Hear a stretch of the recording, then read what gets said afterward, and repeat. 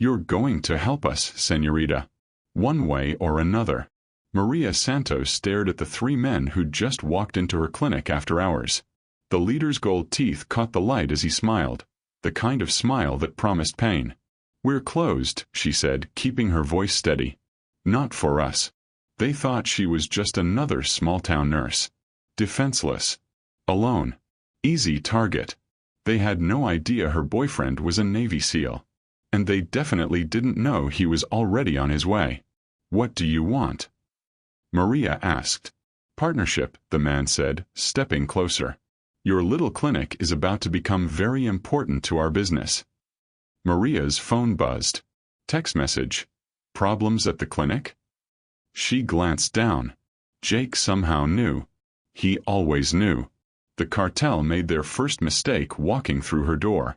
Their second mistake was threatening the woman a Tier 1 operator loved more than his own life. Quick pause before we continue. Tell us where in the world you're watching from. And if you're loving stories like this, make sure to hit subscribe, because tomorrow's episode is absolutely mind-blowing.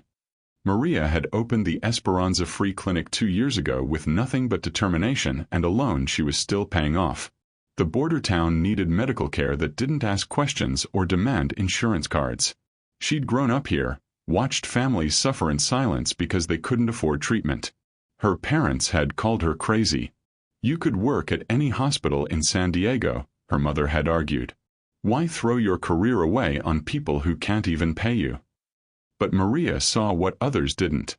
Behind the fear and poverty, these families had strength that humbled her. They worked 3 jobs to feed their children. They shared everything they had with neighbors who had less. They deserved someone who believed in them. The clinic had been thriving until 3 weeks ago. That's when everything changed. It started with the Herrera family. They'd arrived at midnight, their 8-year-old son Miguel burning with fever. Maria had worked through the night, bringing his temperature down with ice baths and 4 fluids. But when she'd suggested the hospital for follow-up care, the father's face had gone white with terror. "No hospitals, señorita. Please. We cannot be seen. Mr. Herrera, your son needs. He needs to stay hidden. We all do." Maria had treated the boy without asking more questions. But she'd noticed things. The way Mrs. Herrera kept checking the windows. How Mr. Herrera carried himself like a man expecting violence. The fact that they paid in cash. More cash than a construction worker should have had. The next morning, fresh tire tracks circled her parking lot. Someone had been watching. A week later, old Mrs. Vega had canceled her diabetes appointment. Then the Martinez family stopped bringing their daughter for asthma treatments. Slowly, quietly, her patient list was shrinking. "People are scared," her nurse assistant Carmen had whispered. "There are stories. Men asking questions about who comes to the clinic." Maria's boyfriend Jake had called that night from wherever his Navy SEAL training was taking place. Their conversations were always careful. His job didn't allow for details. "Everything okay down there?" he'd asked. Something in his tone was different. More focused. Just the usual small-town drama. "Maria." His voice carried that quiet authority she'd learned to recognize. "If anything unusual happens, vehicles you don't recognize, people asking questions about the clinic, you call me immediately." "Jake, you're scaring me." "Good. Fear keeps you alive." She'd laughed it off then. Jake was always cautious, always thinking 3 steps ahead. It came with the territory. But now, staring at 3 men who'd entered her clinic like they owned it, Maria realized his instincts had been sharper than her optimism. The leader wore expensive boots and a gold watch that caught the light. His companions flanked the doorway with the practiced ease of men accustomed to controlling exits. "I am Carlos Mendoza," the leader said. "Perhaps you've heard this name." Maria hadn't, but she nodded anyway. In her peripheral vision, she noticed the older man shift uncomfortably. She recognized him, Vicente Morales. His grandson had come in with a broken arm last month, and she'd said it without asking how a 12-year-old broke his arm in 3 places. "Mr. Morales," she said, "how is Roberto's arm healing?" Vicente's eyes flickered with something that might have been shame. "Very well, señorita. Thank you." Carlos smiled wider. You see, we are not strangers. We are neighbors. Community members who look after each other. What kind of community support are you offering? Maria asked, though she already knew the answer wouldn't be anything good. Protection, Carlos said simply. This is dangerous area. Many bad people who might wish to hurt good doctor who helps families. The threat was wrapped in courtesy, but it was still a threat. I've never had problems with security. Because you've been lucky. But luck runs out. Carlos gestured around the clinic. Nice place you have here. Expensive equipment. Would be terrible if something happened to it. Maria's phone buzzed again. Jake. Are you alone right now? She typed back quickly. No. Patience. Carlos noticed her texting. Popular lady. Many people checking on you. My boyfriend, Maria said, hoping the mention of a man in her life might give them pause. Boyfriend. Carlos chuckled. Local boy. Navy. The chuckling stopped. Carlos exchanged glances with his companions. Navy, he repeated. What kind of Navy? The kind that doesn't like threats against his girlfriend. It was a bluff, but Maria noticed how Carlos's posture shifted slightly. Military boyfriends meant complications. Witnesses. People with training and connections. We should go, Vicente said quietly. This is not necessary, Carlos. Vicente is right, Carlos said, but his tone suggested the opposite. We are just welcoming new community partner. Making sure she understands how things work here. He pulled a business card from his pocket and placed it on Maria's desk. It was blank except for a phone number. When you are ready to discuss details, you call. We can provide excellent security services. Very reasonable rates. As they moved toward the door, Carlos paused. Oh, and señorita, your boyfriend. When does he return from Navy? Maria's blood chilled. Soon. Good. We look forward to meeting him. After they left, Maria locked the door and leaned against it, heart hammering. Her phone rang immediately. What's wrong? Jake's voice was sharp with controlled urgency. How did you know something was wrong? Because you said you had patients at 9 p.m., and your clinic closes at 6. Maria, who was there? She told him everything. The names, the threats, the business card. Jake was silent through her entire account. Carlos Mendoza, he finally said. I know that name. From where? Intelligence briefings. He runs drugs and weapons through maritime routes along the California coast. Maria, you need to get out of there. Tonight. I can't abandon my patients. You can't help anyone if you're dead. Pack essentials and drive to San Diego. Stay with your sister until I get there. Jake, you're supposed to be in training for another week. Training just got cut short. I'm en route. From where? I can't tell you that over the phone. But Maria, stay away from the clinic tomorrow. Promise me. She promised, but they both knew she was lying. Maria spent a sleepless night at home, jumping at every sound. By morning, she'd convinced herself that Jake was overreacting. Carlos had been intimidating, but he hadn't actually hurt anyone. Maybe she could reason with them, find a compromise that kept everyone safe. Her phone had 17 missed calls from Jake. When she called back, his voicemail answered immediately. That meant he was in the air or in a location where communications were restricted. Either way, she was on her own for now. Against every promise she'd made, Maria drove to the clinic at sunrise. The parking lot looked normal. No mysterious tire tracks, no surveillance vehicles. Just the familiar desert landscape and the small building she'd poured her heart into creating. Inside, everything was exactly as she'd left it. The business card still sat on her desk like a poisonous flower. Her first patient arrived at 8 a.m., Mrs. Chen with her diabetic monitoring appointment. Then young Tommy Rodriguez for a follow-up on strep throat. Normal people with normal problems who needed normal medical care. By noon, Maria had almost convinced herself the previous night had been an aberration. A warning delivered, message received, situation resolved. Then Vicente Morales walked in alone. "Señorita Santos, we need to speak privately." Maria glanced around the waiting room. 2 other patients were reading magazines, pretending not to listen. "My office," she said. Vicente closed the door behind them and removed his hat. "I want to apologize for last night. Carlos. He is not reasonable man. What does he want from me? Money. Always money. He believes your clinic can be used to clean cash. Fake medical procedures, inflated billing, treatments that never happened. I won't do that. I know. That is why I came to warn you." Vicente's weathered hands shook slightly. "Carlos is not patient. He will return tonight with more men. And next time he will not be asking, 'Why are you telling me this?' Because you saved my grandson's life. And because I remember when this town had good people who stood for something." Vicente met her eyes.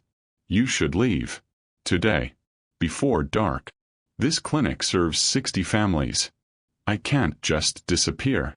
Better to disappear than to be disappeared." After Vicente left, Maria tried calling Jake again. Still voicemail. She tried texting. "Situation escalating. Need you now." No response. At 3 p.m., her nurse assistant Carmen arrived for the afternoon shift and immediately noticed Maria's tension. "What's wrong?" Maria told her everything. Carmen's face went pale. "Mija, my cousin works for the sheriff's department. These people don't make empty threats." "Then what do you suggest?" "Close early. Go home. Lock your doors and pray your Navy boyfriend gets here soon." They were discussing contingency plans when the front door chimed. Maria looked up, expecting another patient. Instead, a young man in expensive sneakers and gold chains strolled in. He had prison tattoos on his neck and dead eyes that scanned the clinic like he was already planning how to burn it down. "We're closed," Carmen said quickly. "Not here for medical treatment."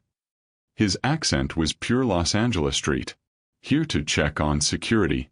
Make sure everything is safe." He walked through the waiting room slowly, examining everything. The security cameras. The lock on the medication cabinet. The layout of rooms and exits. "Nice setup," he said to Maria. "Very accessible. Can I help you with something specific?" "Just getting familiar. Carlos says I'll be spending time here, making sure nothing bad happens to good doctor." The threat was crystal clear. They were placing someone inside her clinic. A spy. A guard. A reminder that they owned her now. "I haven't agreed to any security arrangements," Maria said. "Agreements are funny things. Sometimes people think they have choice when they really don't." He pulled out his cell phone and took pictures of the medicine cabinet, the computer system, the patient files. "You can't photograph confidential medical information." "Can't I?" He smiled with the casual cruelty of someone who'd never faced consequences. "Who's going to stop me?" Maria's phone buzzed. Text from unknown number. "Your boyfriend's not answering his phone. Wonder why?" She looked up sharply. The young man was still smiling.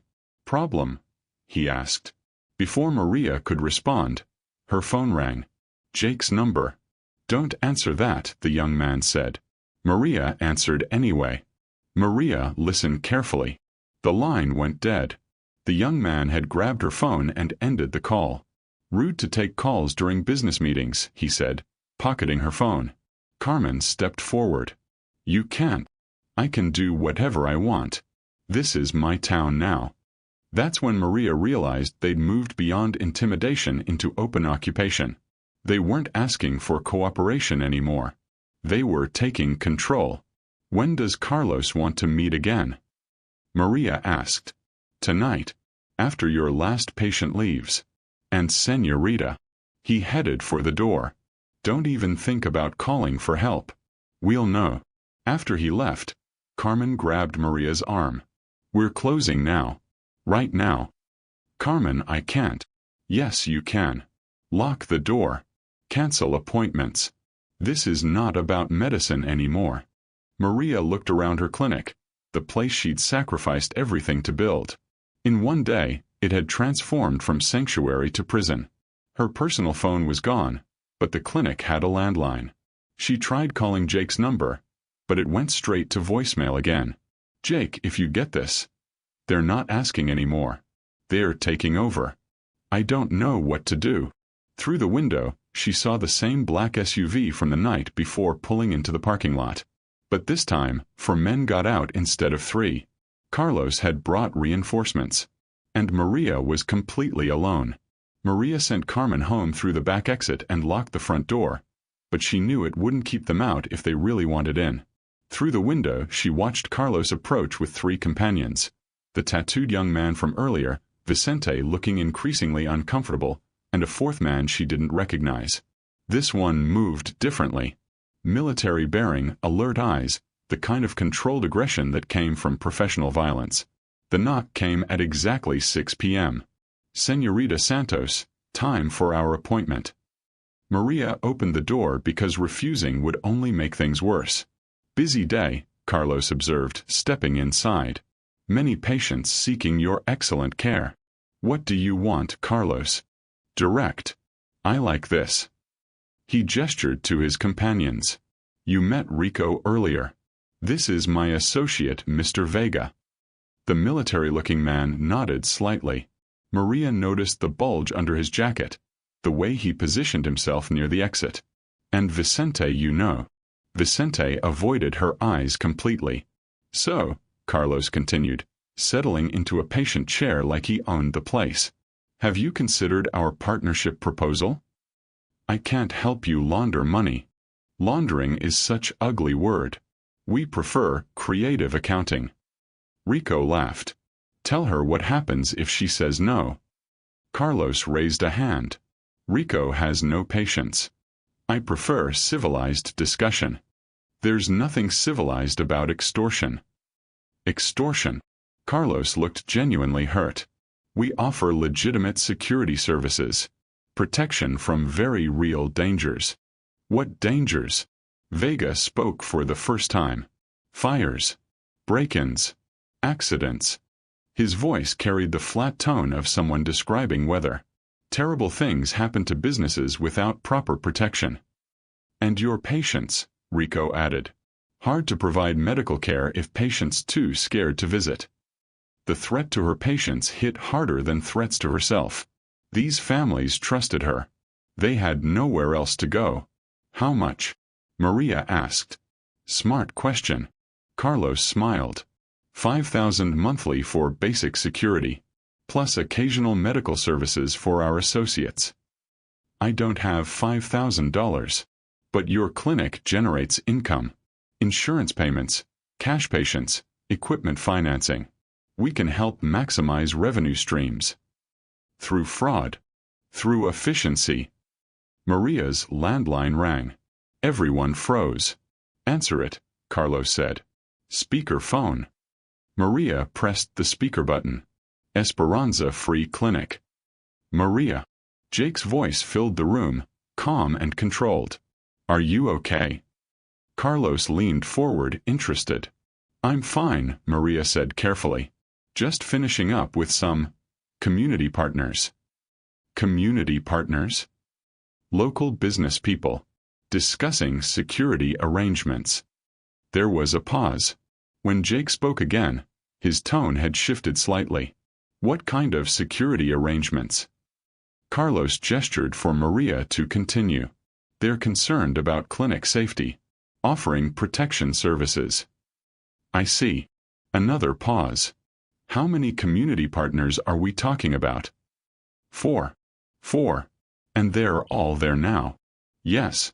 "Maria, I need you to listen carefully. I'm 5 minutes away. Can you keep your community partners comfortable for 5 more minutes?" Carlos frowned. Rico reached inside his jacket. "I think that's long enough for our discussion," Carlos said loudly enough for the phone to pick up. "Actually," Jake's voice carried clearly through the speaker, "I'd like to join the discussion. Always interested in community partnerships." The line went dead. Carlos stood abruptly. "Your boyfriend is very involved in your business." "He's protective.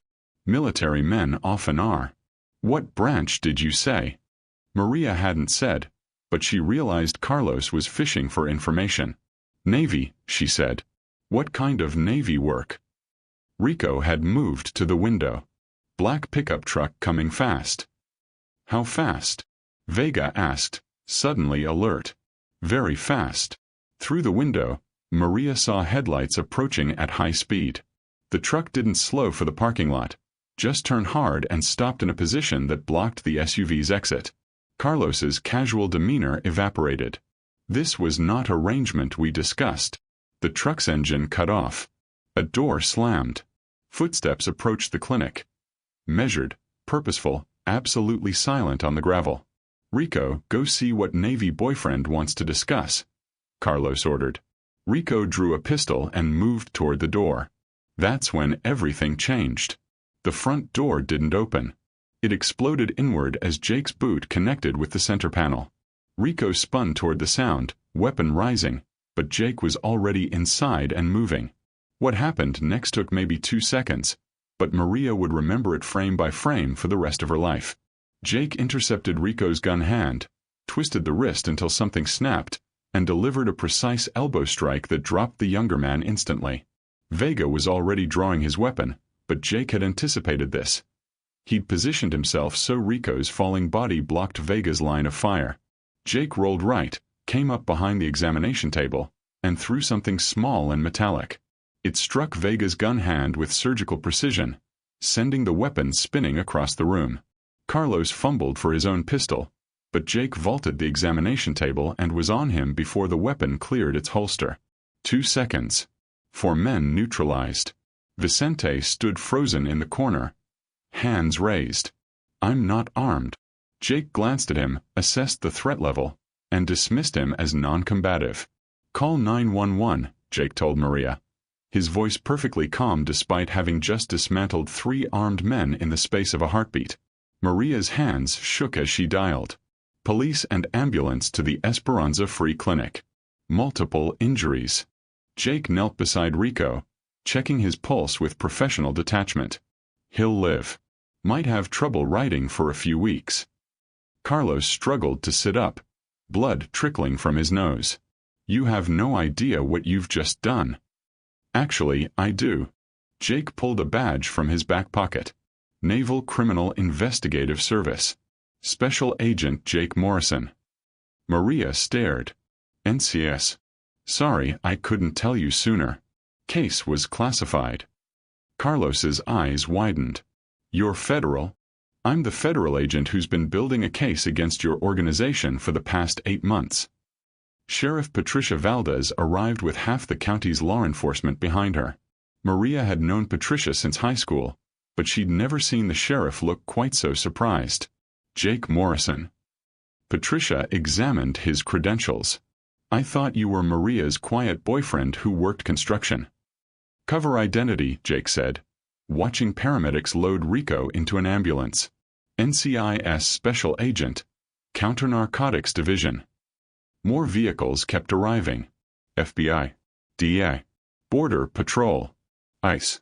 Maria watched her small clinic become the center of what looked like a major federal operation. Agent Sarah Chen from the DEA approached with a tablet full of surveillance photos. We've been tracking the Mendoza organization for 2 years. Money laundering through medical facilities was their latest expansion. But I never laundered any money, Maria protested. They weren't planning to ask permission, Jake explained. The plan was to compromise you first through threats, then gradually take over billing operations. Fake procedures, phantom patients, inflated charges paid by shell companies. Sheriff Valdez shook her head. How long have you been planning this operation? Since Maria first mentioned unusual activity 6 weeks ago. She didn't realize she was describing surveillance patterns, but I did. You've been lying to me for weeks, Maria said. I've been protecting you for weeks. And investigating the people threatening you. Agent Chen pulled up financial records on her tablet. The Mendoza Cartel has been infiltrating medical facilities from San Diego to Brownsville. They establish control through intimidation, then use the facilities to process drug money and treat injured smugglers. What about my patients? Maria asked. The families who depend on this clinic? Most of them were legitimate patients, Jake said. But some were cartel associates using the clinic for reconnaissance and establishing patterns. Vicente Morales, now in handcuffs but cooperating, looked up from where agents were questioning him. Señorita, I tried to warn you. My grandson. They said they would hurt him if I didn't help them. Maria's heart sank. Roberto's broken arm was not accident. They broke it to make sure I understood their commitment to violence. Agent Chen made notes. We can offer witness protection for your family, Mr. Morales. Your cooperation will be valuable. Sheriff Valdez approached Jake. What exactly is your background, Agent Morrison? Navy SEAL, 8 years active duty. NCIS for the past 3. Specialized in maritime counter-narcotics operations. SEAL. Maria stared at him. You told me you were Navy. I am Navy. I just didn't mention which part. Carlos, now conscious and in custody, glared at Jake from the back of a patrol car. This changes nothing. We know where you live, where you work, where your girlfriend works. Jake walked over to the patrol car. Actually, it changes everything. Your entire West Coast operation was rolled up about an hour ago. Coordinated raids in 6 locations. Your boss, your accountant, your supply network, your boat crews, all of it. Impossible. Agent Chen joined them. 37 arrests. Carlos. Including your brother Miguel in San Diego and your Lieutenant Torres in Long Beach. The maritime route you spent 2 years establishing just became a federal asset seizure case. Jake's phone buzzed. He checked the message and smiled. Make that 41 arrests. Phoenix team just picked up your money man in Tucson. The reality of total network collapse hit Carlos visibly. How long? How long have we been watching you? 8 months. How long have we been planning tonight's operation? 6 weeks. How long before you see freedom again? Jake shrugged. That's between you and your lawyer. As federal agents continued processing the scene, Maria found herself sitting on the clinic steps, trying to absorb everything that had happened. Jake sat beside her. I know this is a lot. My boyfriend is a federal agent who's been running an undercover operation in my hometown for months. Ex-boyfriend, if that's how you want to handle this. Maria studied his face. Same calm eyes, same careful way of choosing words. But now she understood the source of his constant vigilance, his ability to read situations 3 steps ahead. Is Jake Morrison even your real name? Real name, real person. The only things that weren't real were my cover job and my reasons for being in Esperanza. What were your real reasons? Started as an investigation. Became personal when I met you. Became critical when they threatened you. Sheriff Valdez approached with a thick folder. Final count. 43 arrests across 4 states. Largest cartel network disruption in regional history. Agent Chen nodded approvingly. Complete operational shutdown. They won't be rebuilding this network. What about the families here? Maria asked. My patients who were scared to come in? The threat's gone, Jake said. Mr. Herrera can stop hiding. Mrs. Vega can bring her children for treatment. Your clinic can go back to being what you built it to be. As the federal circus continued around them, Maria felt the weight of everything settling on her shoulders. The fear, the deception, the relief, the betrayal. All of it mixing into something she couldn't quite name. I need time to process this, she said. I understand. Jake stood. I'll be at the Holiday Inn if you want to talk. Or if you want me to leave town, just say the word. Jake. He turned back. Thank you. For protecting my clinic, my patients, and me. Even if you lied about everything else. I never lied about caring about you. As Jake walked toward his truck, Maria realized she had a choice to make. She could treat this betrayal as unforgivable, or she could recognize it as the ultimate act of protection. Her phone buzzed. Text from Jake. For what it's worth, the undercover assignment ended the night I fell in love with you. Everything after that was personal. Maria looked up, but his truck was already disappearing into the desert night. 3 weeks later, Maria unlocked the clinic for her morning patients. The parking lot was busier than it had been in months. Word had spread quickly through the community. The clinic was safe again. The Herrera family was first in line, no longer hiding, no longer afraid. 8-year-old Miguel hugged her legs and chattered excitedly about starting school next week. "Señorita Santos," Mr. Herrera said, "we can never thank you enough. You don't need to thank me. This is what the clinic is for." Mrs. Chen arrived for her diabetes follow-up, followed by the Rodriguez family for their children's checkups. Slowly, steadily, the families who had been driven away by fear were returning. The bell above the door chimed, and Maria looked up expecting another patient. Instead, Jake entered carrying 2 cups of coffee and a newspaper. He'd been stopping by every morning for the past week, usually with coffee, sometimes with groceries for elderly patients, always with the careful courtesy of someone who wasn't sure of his welcome. "Morning," he said, setting one coffee on her desk. "Thought you might want to see this." The newspaper headline read, "Federal Operation Dismantles Major Drug Network." Below it, a smaller headline, "Local Clinic's Role in Investigation Praised by Authorities." "You made the news," Jake said. "We made the news. Though they got some details wrong." "Like what?" "They called you my boyfriend. Past tense might be more accurate." Jake nodded, accepting the correction. Fair enough. They'd been dancing around this conversation for 3 weeks. The federal investigation was over, Jake's assignment was complete, and there was no operational reason for him to stay in Esperanza. But every morning he showed up anyway. "I got reassigned," he said finally. "Where to?" "San Diego office. Permanent posting. If I want it." "Do you want it?" "Depends." "On what?" "On whether a certain clinic director might be interested in having a federal agent boyfriend who actually tells the truth about his job." Maria looked around her clinic, the place she'd nearly lost, now thriving again because Jake had been willing to risk everything to protect it. "What kind of truth are we talking about?" "Complete honesty.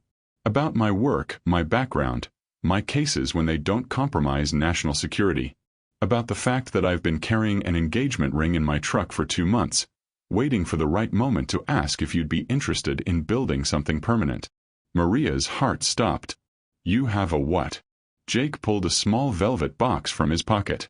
"Insurance, I guess. In case the moment ever seemed right." "And does the moment seem right now?" "Honestly, no. You're still processing everything that happened. You're rebuilding trust with your community and probably need time to rebuild trust with me. But I love you enough to wait as long as it takes. And I love this town enough to help protect it whether you give me a second chance or not." Through the window, Maria saw Sheriff Valdez's patrol car pull up. Patricia had been stopping by daily, partly for official follow-up, mostly to check on Maria's peace of mind. "Miss Santos," the sheriff said, entering with her usual efficiency. "Final word from the prosecutor. Carlos pled guilty to federal racketeering charges. 25 to life. And Vicente, cooperative witness. Probation and community service. His grandson starts therapy next week for the trauma." Jake nodded approvingly. Good outcome all around. After Patricia left, Maria found herself studying Jake's face again. The same features, but now she understood the stories behind the scars, the source of his constant alertness, the reason he always seemed to know more than he said. "When you said you'd been carrying a ring around." "Still am." He held up the velvet box. "But I figure after everything we've been through, you should know exactly who you'd be saying yes to." "And who would I be saying yes to?" Naval Criminal Investigative Service Special Agent Jake Morrison. Former Navy SEAL. Current pain in the ass for people who threaten innocent civilians. Future husband if you'll have me. Maria took the ring box from his hands and opened it. The ring was perfect. Simple, elegant, strong enough to survive a nurse's daily routine. Like everything else about Jake, it was thoughtful without being flashy. "This is your way of proposing?" "This is my way of asking if you'd be interested in hearing a proposal. When you're ready." No pressure, no timeline, no undercover operations. What if I said I was ready now? Jake's composure finally cracked. Now. Jake Morrison, federal agent, Navy SEAL, coffee bringer, and secret protective boyfriend. Maria stood. I'd love to hear your proposal. As Jake began to kneel, Maria heard vehicles pulling up outside. But this time, instead of fear, she felt only curiosity. Through the window, she saw her next wave of patients arriving. Families who no longer looked over their shoulders, children who could play without worry. Actually, she said, stopping Jake mid-kneel, ask me tonight. After the clinic closes. When it's just us. Jake stood, understanding immediately. This place comes first. Always. But Jake. Yeah. The answer's going to be yes. That evening, as Maria locked up the clinic, she paused to look at the small brass plaque beside the door. Esperanza Free Clinic, where healing begins. Jake waited by his truck, patient as always, understanding that this moment belonged to her first. She'd built something here, not just a clinic, but a sanctuary for families who had nowhere else to turn. As she walked toward Jake, toward the ring waiting in his pocket, toward whatever came next, Maria smiled. The strongest protection wasn't weapons or federal badges or tactical training. It was love backed by absolute commitment to doing what was right. And they both had that. Jake opened the passenger door for her, and as they drove into the desert sunset, Maria realized she wasn't leaving her old life behind. She was expanding it to include someone who understood that the most important battles weren't fought with force, but with the quiet courage to keep doors open when others tried to close them. The clinic would be there tomorrow, and so would they. Together. The cartel had made a simple mistake. They'd threatened someone under the protection of a man who specialized in making threats disappear permanently. Some lessons, Maria thought as Jake's truck disappeared into the desert night, only needed to be taught once.